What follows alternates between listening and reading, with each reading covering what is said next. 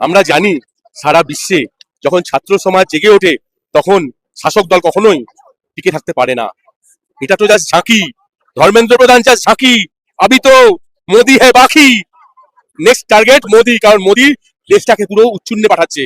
আমরা জানি ধর্মেন্দ্র প্রধানের মাথায় তো মোদি বসে রয়েছে, মোদিকে আমাদের তাড়াতে হবে, দেশকে যদি ঠিক পথে চলতে হয়। তবে কি এবার শুভেন্দু অধিকারীর বিরুদ্ধেই গুন্ডা দমন আইনে মামলা? খেপেছে ছাত্র জনতা। নভেম্বরেই পতন হচ্ছে মোদির, পালাতে হবে শুভেন্দু অধিকারীকে। পশ্চিমবঙ্গের মুখ্যমন্ত্রী তিনি যেভাবে মুসলিম সম্প্রদায়দের উপর একের পর এক বার করছেন, মনে হয় এই গুন্ডা দমন আইন ওনার উপরে সর্বপ্রথম লাগু হওয়া প্রয়োজন। নেক্সট টার্গেট মোদি, কারণ মোদি দেশটাকে পুরো উচ্ছন্নে পাঠাচ্ছে। আমরা জানি ধর্মেন্দ্র প্রধানের মাথায় তো মোদি বসে রয়েছে, মোদিকে আমাদের তাড়াতে হবে, দেশকে যদি ঠিক পথে চলতে হয়। আসসালামু আলাইকুম প্রিয় দর্শক, অন্য মঞ্চের আলোচনায় আপনাদের সকলকে আমন্ত্রণ জানাচ্ছি। পশ্চিমবঙ্গের মুখ্যমন্ত্রী তিনি যেভাবে মুসলিম সম্প্রদায়দের উপর একের পর এক বার করছেন, মনে হয় এই গুন্ডা দমন আইন ওনার উপরে সর্বপ্রথম লাগু হওয়া প্রয়োজন। পশ্চিমবাংলায় শুরু হয়ে গেল গুন্ডা দমন আইনের অপব্যবহার করে বা নাম করে পশ্চিমবঙ্গের সংখ্যালঘু মুসলিম সম্প্রদায়দের উপর, সরকারের যারা আলোচনা করবে তাদের উপর এবং বিরোধী দলের উপর অত্যাচারের পাহাড়। হ্যাঁ, তাই যদি ডাইরেক্টলি প্রতিবাদ করতে নাও পারেন, আমার এই ভিডিওকে বেশি বেশি করে শেয়ার করে অবশ্যই প্রতিবাদ করবেন। শুরু কোথা থেকে হয়েছিল? শুরু হয়েছিল সুপ্রিম কোর্টের চিফ জাস্টিস, তিনি ছাত্রদের বললেন ককরোচ। শুরু হলো ককরোচ জনতা পার্টি অনলাইনে। তারপরে তারা শুরু করলেন কি, নিটের পেপার যে লিক হয়ে যাচ্ছে তার বিরুদ্ধে আন্দোলন বা প্রতিবাদ।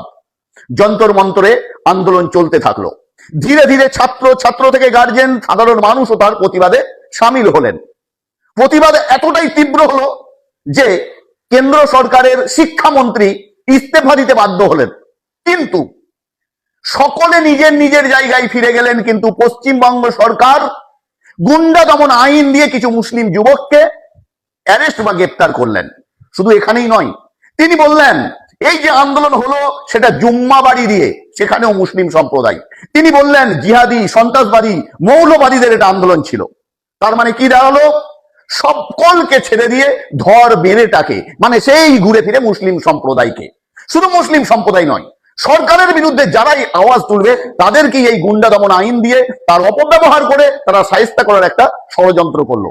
তাই আমি আপনাদের সামনে অনুরোধ করব, যদি আমি সঠিক বলে থাকি তাহলে এই ভিডিওকে বেশি বেশি করে শেয়ার করুন এবং এই আইনের বিরুদ্ধে যাদের অ্যারেস্ট করেছে তাদের জন্য কোর্টে কঠিন ভাবে লড়াই করুন, যেন এই আইন আর দ্বিতীয়বার অপব্যবহার না হয়।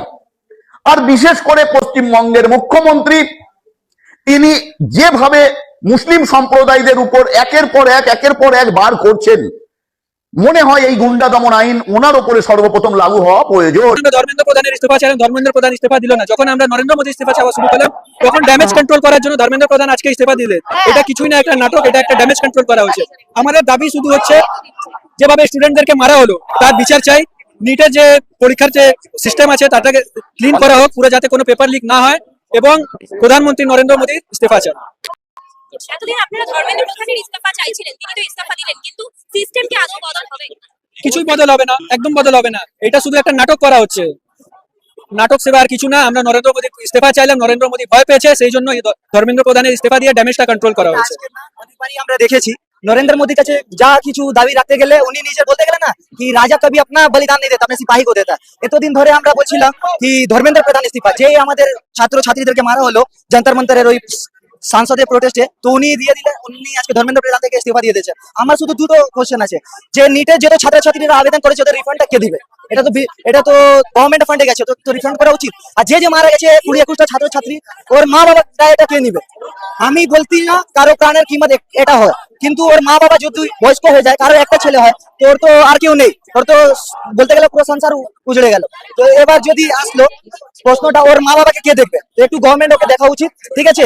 আর একটা কথা বলি, এরই একটা ভাই আছে নিটিন ফ্যাক্টরি, E20 আপনারা জানেন, আপনারা মিডিয়া আপনারা দেখেন, E20 E85 এইসব করে করে পেট্রোলের করে দিচ্ছে। একটা ছেলে সাপোজ দ্যাট র্যাপিডো করার জন্য একটা বাইক কিনে, বাইক কেনার পরে ও 3,500 EMI দেয়, ঠিক আছে? তারপরে E20 পর থেকে যদি ইঞ্জিনটা খারাপ হয়ে যায়, এটা দায়িত্ব কে নেবে? গভর্নমেন্টকে নেওয়া উচিত। ছাত্র সমাজের চাপে আজ ধর্মেন্দ্র প্রধানকে রিজাইন করতে হলো।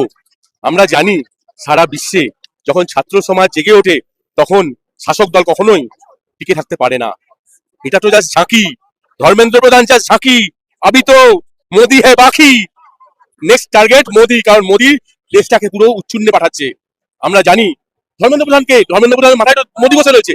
মোদিকে আমাদের তাড়াতে হবে, দেশকে যদি ঠিক করে পথে চলতে হয়, সেটাই বলতে চাইছি। আর আমাদের যে আন্দোলন, আমরা দেখেছি দিল্লির বুকে আন্দোলন চলছে, সেখানে পুলিশ ছাত্রদের উপরে মারধর করছে, টিয়ার গ্যাস ছুটছে, সেটা এক্সপায়ার হয়ে গেছে।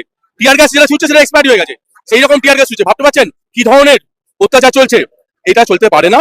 খুব শীঘ্রই আপনারা দেখবেন মোদী সরকারও করবে, এবং আমি বলে দিচ্ছি এই সংখ্যাটা নভেম্বর 2026-এর মধ্যেই পড়বে। 2027-এ নতুন ভারতবর্ষ আমরা দেখবো, বিজেপি মুক্ত ভারতবর্ষ।